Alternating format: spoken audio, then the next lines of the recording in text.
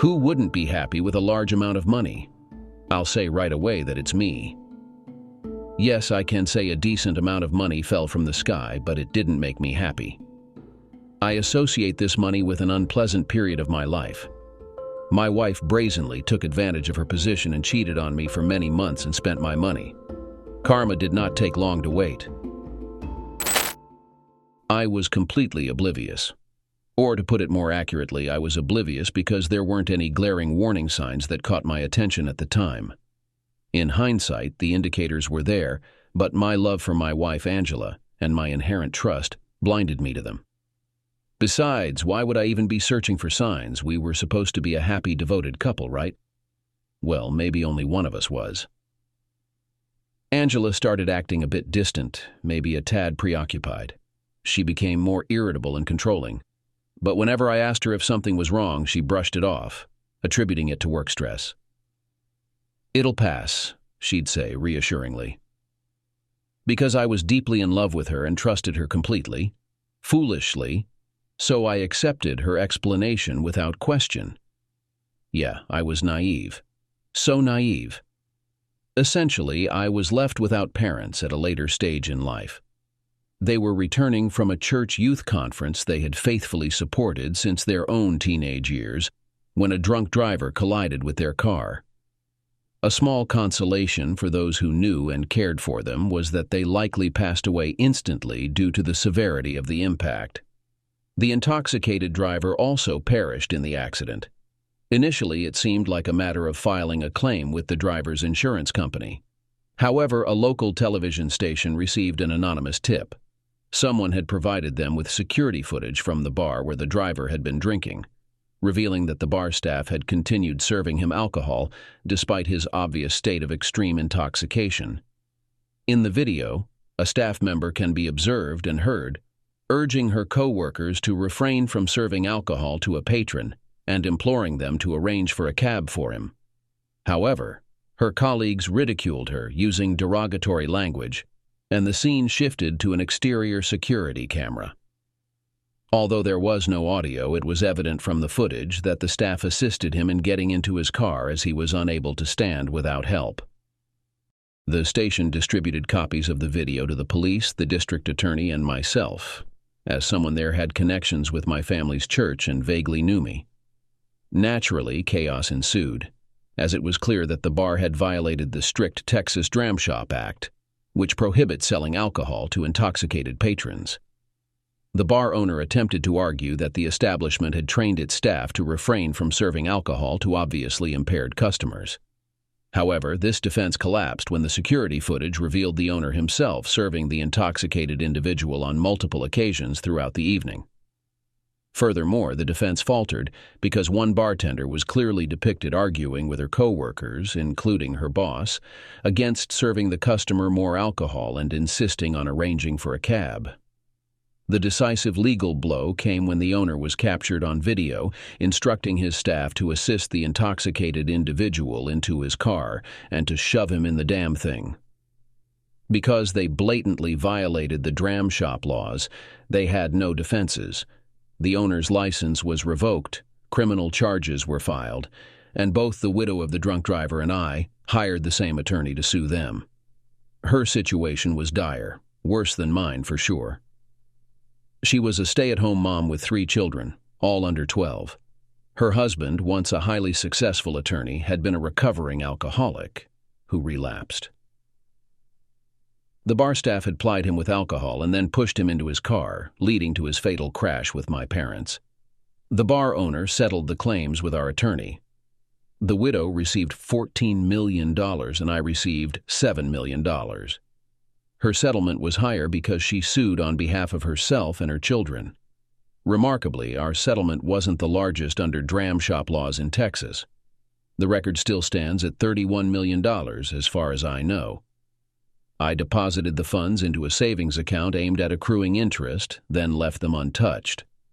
Upon marrying Angela, I modified the account to necessitate both hers and my signatures for access, as per the terms of a prenuptial agreement she insisted on. Despite my reluctance, I complied. The reasons behind my decision to leave the money dormant eluded me. I found myself unable to take any action regarding it, even refraining from checking the balance online. Curiously, our financial situation was comfortable, given our lucrative careers. Eventually, I resolved to delve into the underlying reasons for my inertia towards the money. During one of my wife's extended business trips out of state, I seized the opportunity to visit my therapist and discuss my financial anxieties, particularly my reluctance to engage with our savings or even check the online balance. Through our session, we uncovered that my attachment to the money stemmed from it being my final tie to my late parents. My therapist identified two underlying issues: feeling like I was benefiting from their passing, and the fear that acknowledging the money would also mean accepting their absence. Admitting the latter point brought me to tears, yet it proved to be a cathartic breakthrough. After composing myself, I left the session feeling lighter than I had in ages. Upon returning home, I resolved to confront the account balance, a task I had been avoiding. Though I wasn't yet ready to spend any of it, I intended to discuss it with my wife upon her return. Ideas for how to use the funds swirled in my mind: home renovations, a new property, travel, business ventures, even starting a family. However, these plans came crashing down when I logged into our banking app and discovered regular monthly withdrawals, indicating that despite my reluctance, someone had been accessing the account and depleting its funds. I was hit with a sudden chill. Oh no, it was evident that my account had been hacked. Checking the time, I realized it was still early enough in the day for the bank to be open for several more hours. Instead of wasting time on phone calls or online access, I opted to visit my bank's branch in person. Upon arrival, I approached the tellers and explained, "Hello, I'm David King, and I need to report fraudulent activity on one of my bank accounts. Could you please connect me with a fraud officer?" Her smile faltered as she requested my name and account details, which I provided on a printout I had brought with me. After reviewing the information, she said, "Mr. King, may I hold on to this paper for a while? Thank you. Please proceed to room 1 on the other side of the lobby." I expressed my gratitude and made my way to one of the 3 spacious private cubicles with glass fronts on the opposite side of the lobby. For 10 minutes, I waited until a young man entered the room and shut the door behind him. "Hello, Mr. King. I'm Byron James, an account manager at First Mercantile Bank. You've reported fraudulent activity on your wealth generator account with us. However, the only transactions I see are the regular monthly transfers set up by you and your wife 6 months ago." He paused, handing me a document. "Here you go, sir.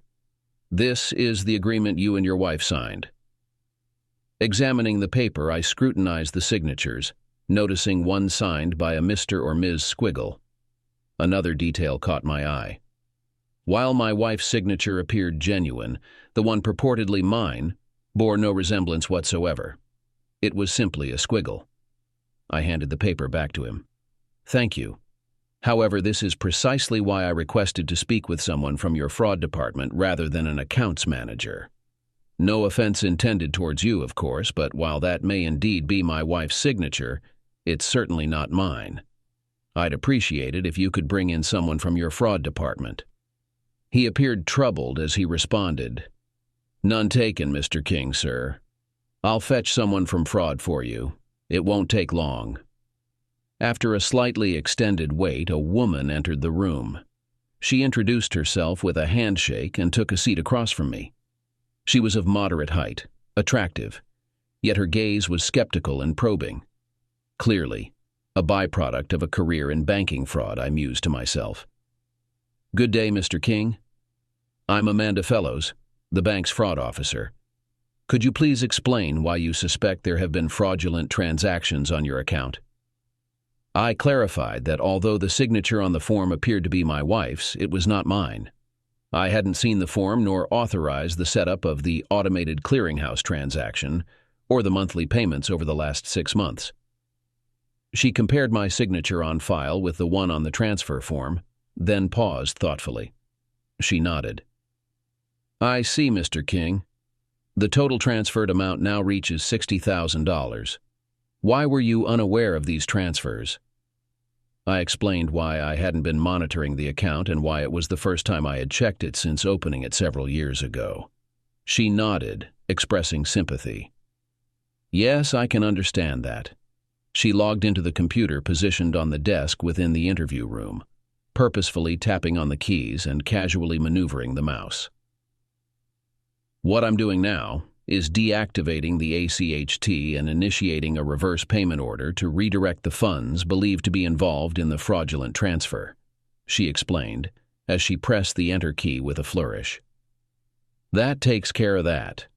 Now I'll access our archived video footage from both internal and external bank surveillance systems, starting from the date the ACHT was established, to identify the individual responsible, she continued after a few more keystrokes. The large screen in the room then displayed a sequence of paused video screens. Do you retain videos for such extended periods? I inquired. Yes, previously we kept them for 90 days, but since transitioning from VHS to digital recording, we simply upload them to our cloud server indefinitely. This scenario highlights the wisdom of that policy, she explained. By the way, where is your wife currently? She asked with a brief smile.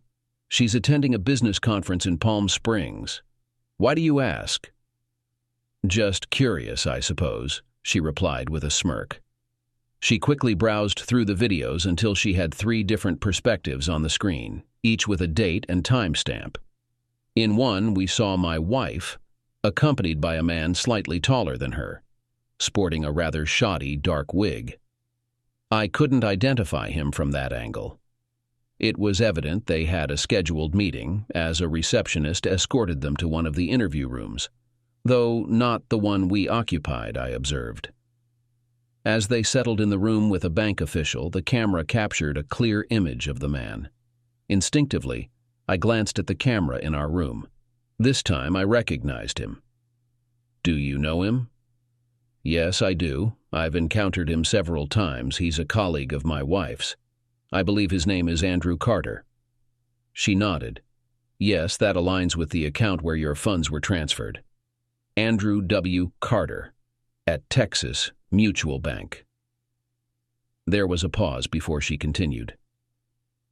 Mr. King, we'll need to notify the authorities. Unfortunately, my hands are tied in this matter. I shrugged. Seems like my wife might be unfaithful, so I believe she should face severe consequences.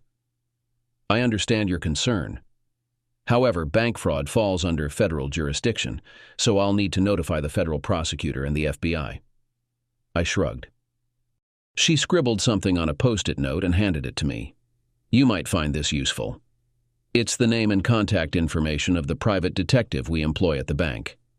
I'm truly sorry you had to discover your wife's affair this way. I expressed gratitude, we shook hands, and I left the bank, entering a new uncertain chapter. I dialed the private investigator from my car on the way home, arranging a Zoom appointment for later that evening. As I made my way from the car to the house, I received a text from my wife, all in capital letters. It's not what it looks like. I can explain everything. Don't take any action. I thought to myself, this ought to be interesting. Evidently, she and her paramour had become aware of the discovery of their deceit, as the RPO had mysteriously reclaimed my funds. I responded to Angela. Are you on your way home to clarify why things aren't as they seem? Could you please elaborate on what it actually is, if it's not what it appears to be? And what else should I refrain from doing? Given the circumstances, she responded quite promptly, saying, Please refrain from involving the authorities. There's no need for them to be informed about this. I apologize, but I can't return home at the moment.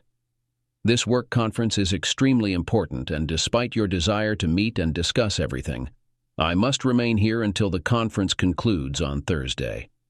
I hope you understand that I love you. I retorted, Fine. The online meeting with the private investigator at Greater Houston Investigations went smoothly, even better than anticipated. Barry Greer, a former military police investigator, demonstrated a profound understanding of his field. After recounting my troubles to him, he expressed sympathy. So, you suspect your wife is having an affair with her coworker, Andrew Carter, both employed at Lightworks Marketing in Houston. Currently, they're attending a work conference at the Palm Springs Convention Center. I have a trusted investigator who operates in Palm Springs, he offered. If you'd like, I can arrange for them to look into your wife and her paramour as soon as possible. How about now? I replied.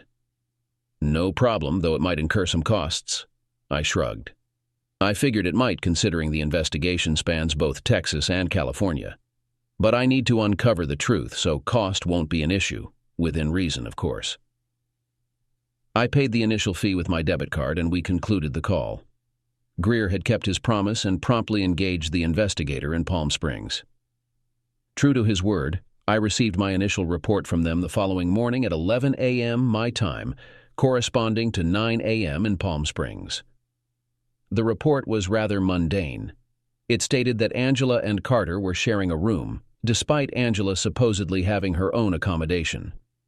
During breakfast, they appeared visibly distressed. According to the report, they exchanged phrases like, "How could he do that? Is it all gone? Yes, the bastard. Every bit of it. I'll settle this when we return home. No, don't. You'll get in trouble, and besides, I don't want him harmed." The situation seemed sordid and completely unlike Angela's usual demeanor, or at least what I had believed to be her character. The private investigators in California and Houston gathered sufficient evidence to confirm their affair. This was crucial for me as I intended to file for a fault-based divorce, citing adultery as the reason. This was feasible in Texas, being a state that recognizes both fault and no-fault divorces. The courts still required evidence, which I obtained through Greer and his associates in California. Angela returned home on Thursday after picking up her car from Houston Airport. Before departing for her work conference, we had joked about the early start she needed to catch the sole direct flight from Palm Springs to Houston, scheduled for around 6 in the morning. She entered dragging her wheeled cabin luggage, looking disheveled and furious. "Why the hell did you do it, you jerk?" she exclaimed. Goodness, she was livid.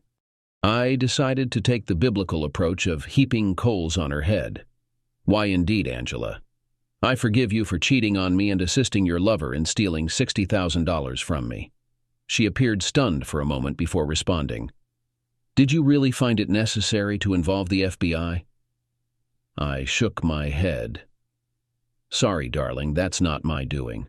When the bank uncovered fraudulent activity at their main branch, they got really upset. They likened the situation to a teacher discovering a child abuse case and being required to report it to the police. Apparently, banks are obligated to report fraud against themselves." She tried to calm her anger. "Well, fine. But why did you check the account? Didn't you trust me?" It wasn't about trust. When I saw the transactions, I panicked, thinking the account was hacked, so I informed the bank. "Why didn't you call me?" Her tone was starting to sound a bit whiny now. I shrugged. "It didn't occur to me to call you. When I found out the payments were arranged by you and your lover, it felt like my world had shattered." "Well, why did you check the account? You never do that." She sounded accusatory, as if it were my fault. I clarified to her the reason behind my investigation of the account post my therapy session, and a tinge of guilt softened the somewhat grim expression on her face. "Oh no. David, I'm truly sorry. That must have been painful." I took a seat at the table and gestured for her to do the same. "How long have you been seeing someone else, Ange?" She refuted the idea of cheating, explaining instead that Andrew had confided in her about his marital issues. Angela shared that she had been a support for him, someone he could confide in and seek guidance from. His wife didn't understand him. She was abusive, she was violent, and he wanted out of the marriage but didn't know how to proceed. He needed help and advice. I was astonished that my usually astute wife could have been fooled by such an obviously false story. "Oh, darling, seriously? He was deceiving you and you fell for it?" She seemed wounded by my clear contempt for his fabricated tale of marital troubles. But it's true. Anyway, why did you and he take the money from the account? Oh, we weren't technically stealing it, Dave. We were just borrowing it. We planned to return it once he managed to escape from his awful wife and establish himself elsewhere. I shook my head, struggling to comprehend what I was hearing. Angela, you were his close friend and confidant. Were you also his romantic partner? Were you cheating on me with Carter? No, darling, never. I wasn't romantically involved with him. I swear, you have to trust me. I thought to myself, no, I don't have to trust you. I gazed at her for a moment and then asked, but you were sharing a room in Palm Springs, weren't you? She nodded. Have you ever slept with him? This time, she responded with a lackluster shrug, more of a twitch than anything substantial. So, were you sleeping with him? Is he your lover? Are you being unfaithful to me? We were intimate, but he's not my partner, and I'm not betraying you. Being with Andrew is different from being with you. I'm with you out of love. With Andy, it was out of pity for what he was dealing with regarding the witch. That's nonsense, Angela. Going to bed with anyone other than your spouse is cheating, no matter how you justify it by saying that it's just out of pity for your lover. A sudden realization struck me. Anyway, how did you and he come up with the idea of taking money from the account? She grew irritated once more. I've told you we weren't taking it, just borrowing it, all right? Well, how did you both come up with the idea of just borrowing the money then? Oh, I don't know. We were chatting one day and the notion just arose. Did you offer him the money or did he request it? Well, now that I think about it, he asked if there was a possibility of borrowing money from the account. I mentioned that I doubted you'd approve. A few days later, he inquired about accessing the money, and I informed him it required a request form signed by you and me, and that's what happened. How did Carter find out about the money? How did he know I wouldn't notice it was missing? She frowned before speaking. I suppose I mentioned to him about the $7 sitting in the account, but that you never bothered to check the balance online or withdraw any money. So, Carter knew about the $7 just sitting there, and with your cooperation, it was ripe for the taking. Who came up with the idea of him going to the bank and pretending to be me? A look of shock crossed her face. He did. Why are you asking me? Damn, you mean he deceived me? Bingo. You naive, misguided woman, I thought to myself. Seems like it. How much money did you think he was planning to take? It was only $60K because I stumbled upon what was happening. Otherwise, how much would it have been? $1 million, $2 million? The entire $7 million with you and your lover fleeing to a tropical paradise with no extradition treaty? Oh, Dave, I would never have betrayed you like that. I couldn't help but think, would you do that? I remembered how I heard a recording of their conversation in a restaurant in Palm Springs, which was clearly audible to the public. During this conversation, they are joking, or maybe not. We discussed countries in which the United States does not have extradition treaties. Among the countries mentioned were the Maldives, Russia, Sao Tome and Principe, Iran, Ethiopia, and Vanuatu. I had to explore Sao Tome, Principe, and Vanuatu because I was unfamiliar with them. While the inclusion of Russia, Iran, and Ethiopia may seem like a joke, it's hard to say for sure. I'm not really sure, Angela. If Carter could get enough money out of me to leave his wife, what would it mean to you? Would you say goodbye to each other, with tears in your eyes, perhaps with one last intimate meeting? Or would you have continued your affair until one of you returned home with an unpleasant surprise, infecting me with some kind of disease? She recoiled. He'd never give me an STI. He loves... She abruptly cut herself off, realizing she had just shattered her illusion of them not being lovers. Oh, well. And she had foolishly answered what would have been my next question. Did they use protection? Obviously not. Luckily, a subsequent visit to an STI clinic confirmed that I was free of sexually transmitted diseases. Not thanks to Angela or Carter.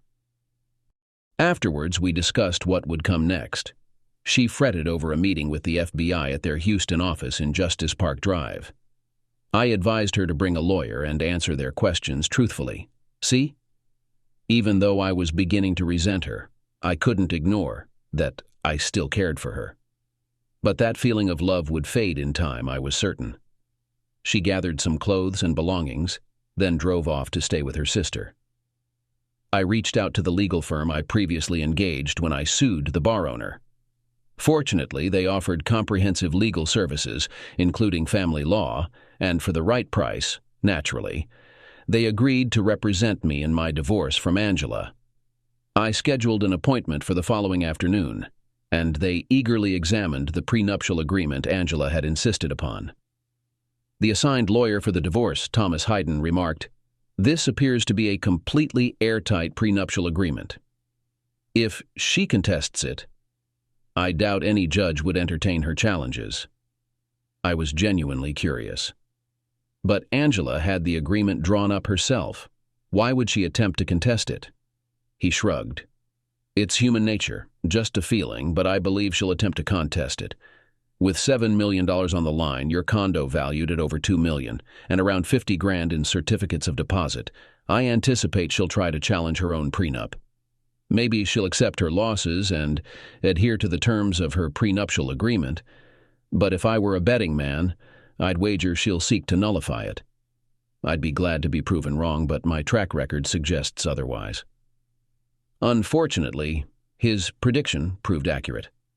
She stayed with her sister temporarily before securing a small one-bedroom apartment a few miles away. Most of her belongings were placed in storage. Our communication occurred through our respective legal representatives. Thomas Hayden confidently confronted Angela's lawyer in court and systematically dismantled her arguments. With each point she raised, he skillfully countered using pertinent legal precedents and sound reasoning. Observing Angela and her lawyer, Karen Nelson, upon entering the courtroom, it seemed they were initially pleased that the judge was female. However, Thomas noticed their misconception and quietly chuckled to himself. "They're in for quite a surprise," he thought. "The presiding judge, Jennifer Ward, has presided over family court for 15 years, witnessing a myriad of cases. What Angela and Karen didn't realize is that Judge Ward harbored a strong disdain for women who exploited gender solidarity, detested dishonesty, and particularly abhorred individuals attempting to circumvent prenuptial agreements, especially when they were the ones who initiated them. Moreover, with a federal case looming over Angela for unlawfully withdrawing funds from a joint account with her adulterous partner, Thomas knew Judge Ward wouldn't look kindly upon such behavior." He was right. From the very beginning, although Judge Ward never openly displayed hostility towards them, it became clear to me, after Thomas filled me in, that she held a low opinion of both Angela and her lawyer and didn't give them any leeway. In fact, at one point I thought she might hold Angela's lawyer in contempt. Judge Ward described the prenuptial agreement as an exemplary document, thoroughly researched and well-written. She posed what seemed like an innocent question. "Mrs. King, I notice from the paperwork that you hired Mr. James Bell to draft your agreement?" Angela and her attorney appeared puzzled. Angela responded cautiously, "Yes, I did." Judge Ward expressed her confusion, stating, "I find it puzzling that although Jim Bell did such an excellent job drafting the prenuptial agreement, you're not represented by him in your divorce. I've known Jimmy Bell for many years. We even worked at the same law firm for a couple of years. So why aren't you utilizing his services?" Angela's complexion turned pale and her lawyer's face flushed with embarrassment. Judge Ward then gave them both a knowing, almost predatory smile, remarking, "But I suppose it would be challenging for a decent, honest lawyer like James Bell to search for loopholes in a prenuptial agreement he drafted merely a decade ago. I mean, legally speaking, the ink hasn't even dried yet." She chuckled, indicating it was a sort of judicial humor. After a brief pause, she continued, "I'm going to deny the motion to invalidate the prenuptial agreement. This means we'll only need to consider what the adulterous spouse is entitled to under the terms of the agreement." She glanced at Thomas before addressing him. "Mr. Hayden, I've reviewed the materials collected by the private investigators in Texas and California. The video and audio recordings, the sworn affidavits from staff at the Palm Springs Convention Center and the affiliated hotel. I must admit, it's quite compelling evidence indicating that Mrs. King was involved in an extramarital affair with her colleague, Mr. Andrew Carter." Turning her gaze towards Angela and her attorney, she inquired, "Mrs. King, Ms. Nelson, do you have any counter-evidence to present to the court in response to the evidence provided by Mr. King and Mr. Hayden?" Ms. Nelson responded, "Your Honor, may we have some time to thoroughly examine this supposed evidence?" She attempted a sneer, but it faltered, leaving her visibly embarrassed, eventually fading away. Judge Ward appeared visibly annoyed. "Oh, really now? As part of the discovery procedure, Mr. Hayden and Mr. King provided you with copies of all the evidence a couple of months back. Do you have any counter-arguments or refutations to offer regarding the transcripts of Mrs. King's conversations in Palm Springs, where she professed her love to her lover while in bed? Or perhaps someone to contest the sworn statements from hotel maids Mercedes Garcia, Gloria Tate, or Penny Lopez, alleging that Mrs. King and Mr. Carter not only shared a room but also a bed, with Ms. Garcia even witnessing them engaging in intercourse one morning? If not, then I'll have to base my decision on the evidence at hand. Do you comprehend? Is there anything you wish to add, Ms. Nelson?" Certainly, she did have something to say. She portrayed it as a simple misunderstanding, a casualty of love's turbulent path. Yes, that's exactly what she claimed. And urged the judge to order relationship counseling, believing it could salvage their marriage. "Your Honor, under Texas Family Code, FAM Paragraph 6505, counseling, please order counseling for Mr. and Mrs. King." Her plea sounded fervent. I was anxious, but Thomas reassured me with a gentle squeeze of my shoulder and a whispered, "Relax. Let's just wait and see how it unfolds." The judge deliberated for a moment before responding. She removed her glasses, wiped them on the edge of her robe, replaced them, and briefly frowned. "I'm afraid not, Ms. Nelson. I am fully versed in the provisions of Texas law." The expression on Angela's lawyer's face indicated she recognized her mistake. "I won't waste the court's time or Mr. King's by ordering him to attend marital counseling with the woman who committed adultery during their marriage." She turned to me. "Mr. King, would you be willing to undergo marital counseling with Mrs. King?" I hesitated briefly as I realized that shouting, "Hell no," in court wouldn't be wise. "Your Honor, upon reflection, I would prefer not to. I mean, if required, I wouldn't want to violate any court orders, but I certainly wouldn't want to attend therapy with my ex-wife. I'd be present, but not actively involved." The judge smiled and nodded. "Ms. Nelson, Mr. King had the rug pulled out from under him in his marriage. He discovered his wife allegedly aiding her lover in stealing $60,000 from a settlement related to his parents' wrongful death and dram shop law case shortly after their marriage. And Mr. King is correct. The law mandates his presence for a session with a court-appointed therapist, but it doesn't require active participation. Therefore, I won't mandate counseling or marital therapy. Instead, I'll review all evidence and make a ruling in 7 days." A week later, we reconvened in court, and Judge Ward spoke to us. After reviewing the evidence and hearing from both parties, I decree that the marriage between Mr. and Mrs. King is dissolved, and I am granting the divorce solely on the grounds of Mrs. King's adultery. That settled it. A decade-long marriage ended because my wife, or ex-wife now, I realized, had been foolish enough to fall for a con man's tricks. I had hired a private investigator to look into Carter. His wife was a petite, attractive woman, mother of his 2 children, with another on the way. There was no evidence of abuse, and they hadn't even considered divorce until I had the PI deliver my evidence to Mrs. Carter. It turned out that Carter wasn't actually Carter. His real name was Andrew Minton, and he had prior convictions for fraud and theft before assuming a new identity and marrying his wife. She had no idea about his deceit. Was it unkind of me to share this information with her? Was it a matter of finding solace in shared misery when I did so? Absolutely not. I understood that if I were in her shoes, I'd want to know the truth about my husband's despicable nature. Moreover, he had endangered Angela and me by potentially exposing us to sexually transmitted diseases, as I suspected Angela wasn't his only affair partner. He was also putting his unsuspecting wife at risk, perhaps even HIV. While I acknowledge that HIV is no longer the death sentence it once was, why should his wife and I be subjected to such risks? She reached out to me through my lawyer and expressed her gratitude for my assistance. She retained my lawyer to pursue her deceitful husband for every penny she could. A couple of weeks following the finalization of our divorce, Angela and I met to handle some paperwork, insurance documents, various investments not covered by the prenuptial agreement that needed to be divided, and so on. Seated at the conference table, Angela appeared somber. "Are you satisfied now?" she asked, with bitterness evident in her tone. "It's amusing, Angela, really.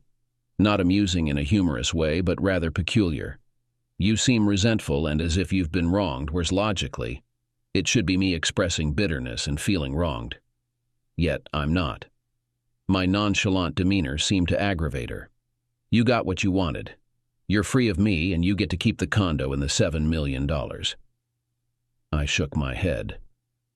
"But that's not what I wanted, Angie. What I wanted was a wife who was loyal, loving, and true to me. Not one who'd open her legs for a sleaze bucket like Andrew Carter and help him steal $60,000 from me." She sighed. "I'm sorry, Dave. I know I messed up. I am angry, but mainly at myself, I guess. I had hoped we could get counseling, but you wouldn't go for that. Not that I blame you, but I wish you'd have." She teared up, unable to continue.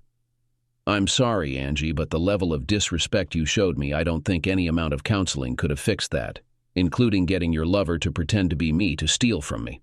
Well, from us, I guess."